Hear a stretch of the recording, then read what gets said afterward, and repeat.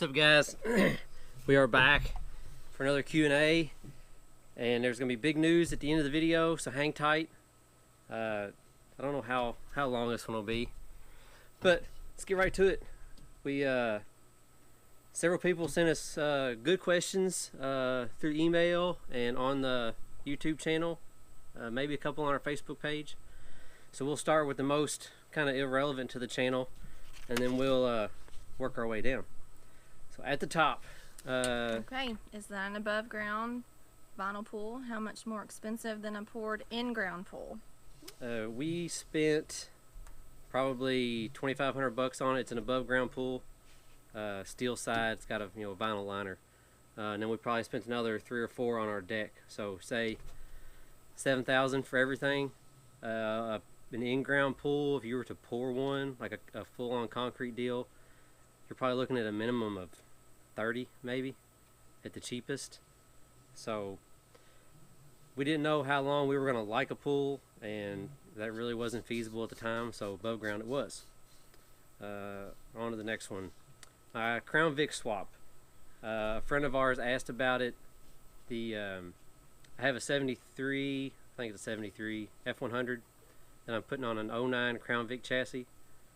We have a Hardinsburg Synthetics page. We sell AMSOIL on the side, and I was kind of documenting the build of it on that page, and then of course the accident happened, and we spent 2 years doing nothing but working overtime, working 7 days a week to pay for everything on the boat. And then now that the boat's back together, then hopefully this fall and this spring or this winter I can get back on the truck. I'll try to put the link to our Hardinsburg Synthetics Facebook page down at the bottom, and then I'll put a link to our AMSOIL website, just if anybody's interested in looking around. How do we liking the new truck and the Power Stroke? Love it.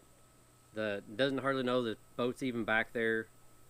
You set the cruise at whatever speed you want, and if you're not paying attention, you'll forget the boat's there. Like I said, plenty of power, gets okay mileage. It gets about the same mileage that our Dodge did. It gets 15 without a trailer, and it gets 9 if you put a trailer behind it. Doesn't matter how big the trailer is. As far as deleting it or putting it on a weight loss diet, as you should say on the internet, as long as it's got warranty on it, I'm not going to do anything to it.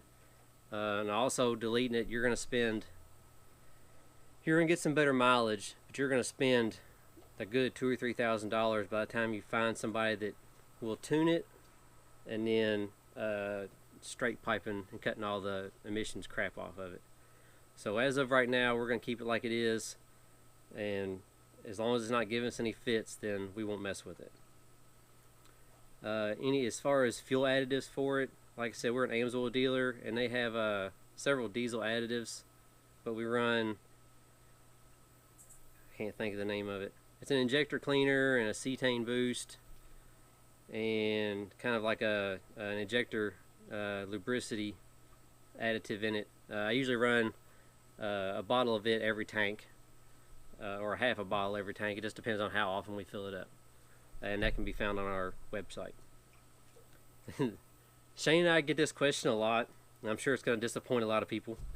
It might surprise a lot of people, but are we swingers? No, we are not. We're just regular old vanilla with maybe some sprinkles on top. But that's actually something we get quite often. Have we ever been to Pickwick Lake? We have not. However, the very first poker run that Shane and I ever went to was in Nashville at Old Hickory, and we tied up next to three or four boats. 3 or 4 boats, and they were all from the Pickwick area, and to this day we still hang out with them a lot when we go to Cumberland. We'll see them at Catawba normally for the Catawba Cannonball Run. Golly, it's probably the only time we see them, but we still do talk to some of our friends from Pickwick. Have we ever been to the Redneck Rally on Labor Day weekend at Del Hollow? We have not. The couple, Jason and Emily, that we frequent the lake with, They go, of course, they're a little closer than we are. That's kind of their home lake.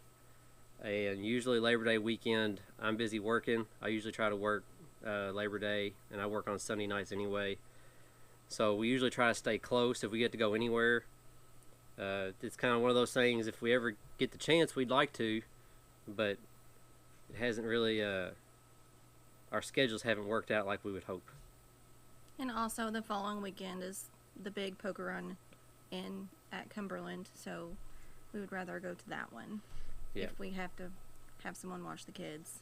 Yeah, it's a 3-hour drive whether we go to Dale Hollow or Cumberland, so we hate doing 2-3 hour drives, 6 hours total, 2 weekends in a row, because normally one of the weekends one of us is going to have to work, so we hate kind of taking that time off, and we don't have anybody to watch the kids with them being in school and grandparents working, so we're kind of limited on how often that we can take those big 3-day weekends. Tips or tricks for first-time powerboat owners. Somebody made a comment under this question on YouTube. Don't forget the drain plugs. I've done this on 2 separate boats.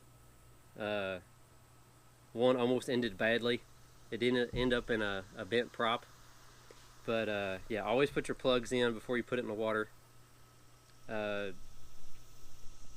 Buy oversized fenders as big as you can store on the boat, because there's nothing worse than going out on the water and tying up to somebody and they're basically throwing life jackets over next to the boat to fend off the other boats.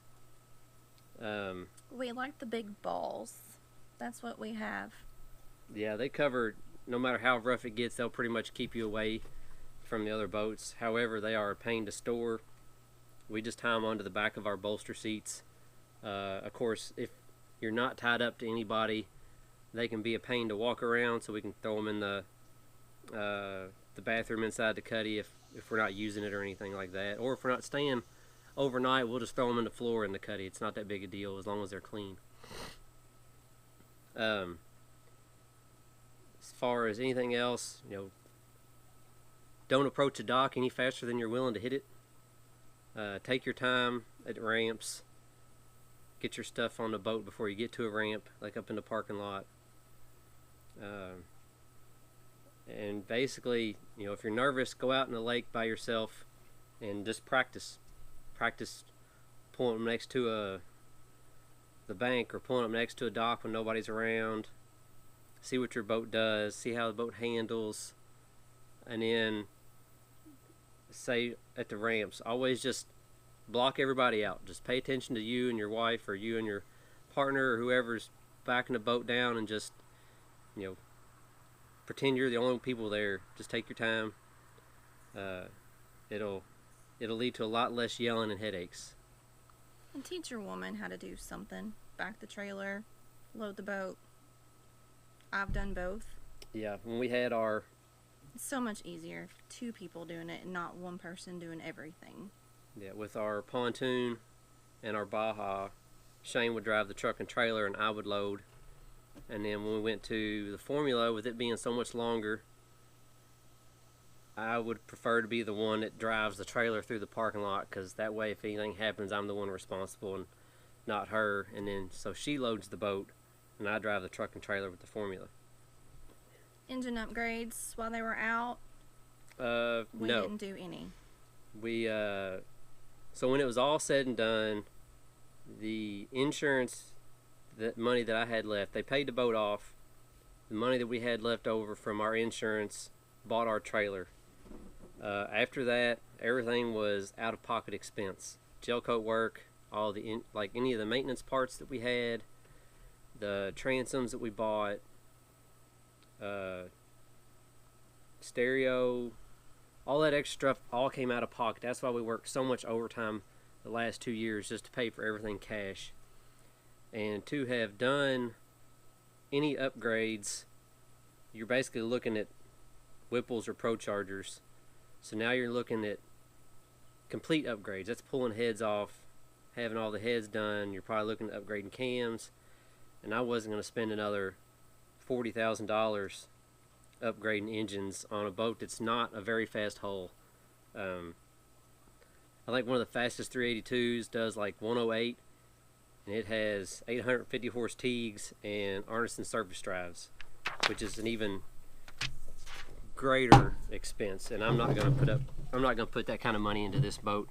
And anybody that's been in boating knows that it's cheaper to buy a faster boat than it is to build a faster boat. So unless there's some serious sentimental value, it's not worth it.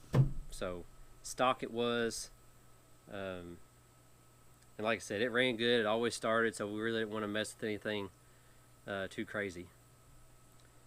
Yes. The Bahamas. Are we planning a trip soon? Not soon, but we would love to go back. That was like the best trip that we've ever took. Yeah, we would like to go next year. However, we had planned on doing the Charleston Harbor Poker Run and the Thousand Islands Poker Run in Clayton, New York next year. So we didn't want to squeeze in a Bahamas trip too, because it's only a couple of months between those two runs. And like I said, to get extra days off and to be able to pay for all this stuff, we really needed to work quite a bit. So, and 2024, Shane and I will be married 20 years, so our plans are to go to Hawaii for our 20th anniversary. So probably can't do it in 2024 either. So we don't know when it'll be, but we do plan on making another trip out there. And this last question, we've gotten it a handful of times, and it's something we think about all the time now that it's all said and done. Would we have bought the boat back again and done what we did? No. Would we have bought the boat back? Yes. Now, I would have bought it back because of the way the insurance worked, and we probably would have parted it out and then sold the hull like it was.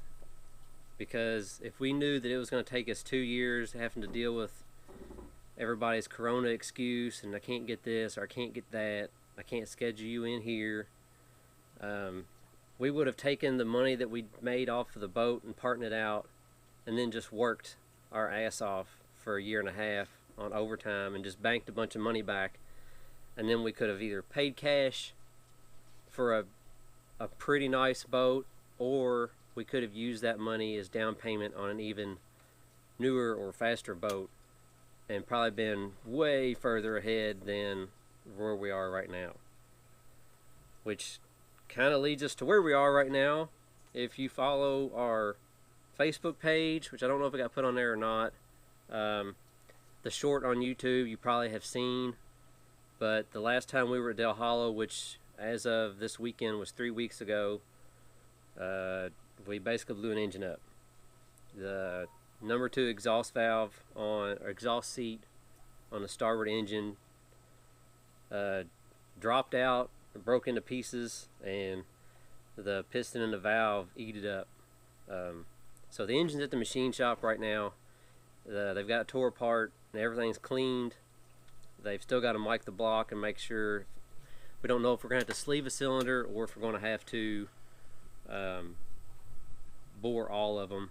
If a 30 thousandths cut will take it out, I don't know yet. They should let me know next week, he said, and we'll have kind of some more information to go that way. And with that, we have decided to, once it's back together, which hopefully will be before fall, we're going to try to put some break-in time on that new engine, and Parrot Head will be for sale. We're not going to be out of the boating game. We're going to step back, pay off some debt. We've got some rentals. We would like to expand our portfolio quite a bit in the next couple of years. So we're probably going to get some kind of a small beater center console, nothing super fancy. I'm not looking at $500,000 center consoles to take out 20 people. I don't know 20 people that want to hang out with me for very long. Something small, shallow draft we can take to Florida. And that will be our secondary boat that we can take to the rivers, Rough River Lake, some of the little lakes around here, the little creeks that we can put in at that we can't get the formula in. And then we will use it for a couple of years until we step into what our next boat will be. And I've got ideas in my head what I want. It's just a matter of whether or not our pocketbook says otherwise. And then, I don't know, we'll go from there. It's kind of hard to have a boating channel without a boat, so we'll get into something next year. So we'll put our email address down below if you know somebody or you may be interested in Parrot Head and want some more information. When we get it out and are ready to sell, we will do a for sale video with all the information. I don't have much I can hide because we've done the whole rebuild process on YouTube. So if y'all have any questions or are surprised, comment below. Like I said, we'll leave our email address down below with our contact information. So until then, I guess enjoy yourself out on the water because it's going to be a few weeks before we can get there. We'll see you soon. See y'all later.